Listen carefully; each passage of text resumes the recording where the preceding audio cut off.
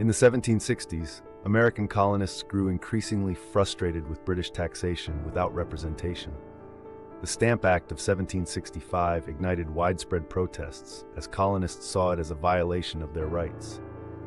Taverns became hubs of dissent, where men like Samuel Adams and Patrick Henry debated resistance.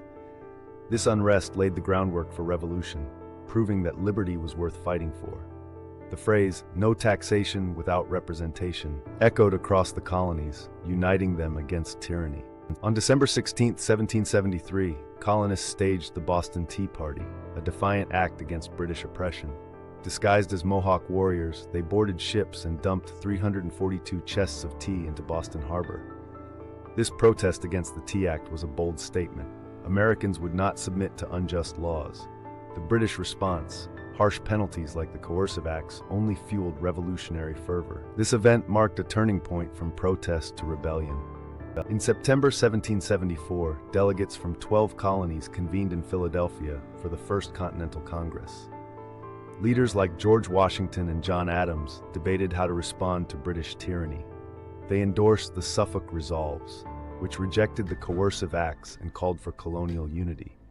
Though not yet advocating independence, this gathering showed the colonies could act as one. It was a critical step toward self-governance and defiance. On April 18, 1775, Paul Revere embarked on his legendary midnight ride to warn colonists of approaching British troops. His cry, "The British are coming," mobilized militias. Lanterns hung in Boston's Old North Church, one if by land, two if by sea, signaled the British route.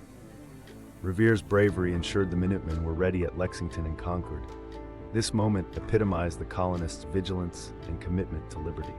On April 19, 1775, the first shots of the American Revolution were fired at Lexington and Concord. British troops clashed with Minutemen who refused to disarm. The skirmish left 8 colonists dead, but ignited a full-scale war.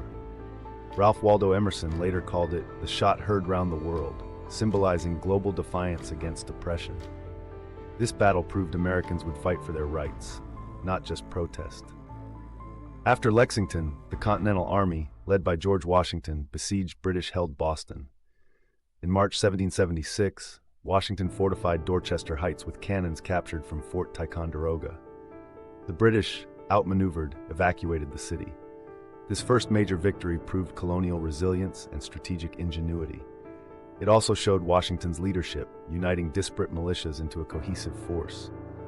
Boston's liberation was a morale boost for the Revolution. In June 1776, Thomas Jefferson drafted the Declaration of Independence, articulating the colony's right to self-rule. Phrases like "all men are created equal" and "life, liberty, and the pursuit of happiness" became timeless ideals. The document condemned King George III's abuses and justified revolution. Adopted on July 4th, it united the colonies under a shared vision. The Declaration remains a cornerstone of American values and identity. The winter of 1777–78 tested the Continental Army's resolve. At Valley Forge, soldiers endured starvation, disease, and freezing temperatures. Yet, under Washington's leadership, they emerged stronger. Baron von Steuben drilled troops into a disciplined force. This crucible of suffering forged an army capable of defeating the British. Valley Forge symbolizes the sacrifice and perseverance that birthed a nation. In 1778, France formally allied with America, providing troops, ships, and supplies. Benjamin Franklin's diplomacy secured this vital support after the victory at Saratoga. The French Navy's involvement proved decisive, blockading British forces at Yorktown. This alliance turned the tide of the war, showcasing the colony's growing legitimacy.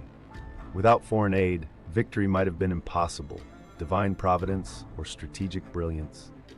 In October 1781, the British surrendered at Yorktown, effectively ending the war. Washington's forces, aided by French troops, trapped General Cornwallis on the Virginia Peninsula. This triumph fulfilled the Revolution's promise, a free, independent America.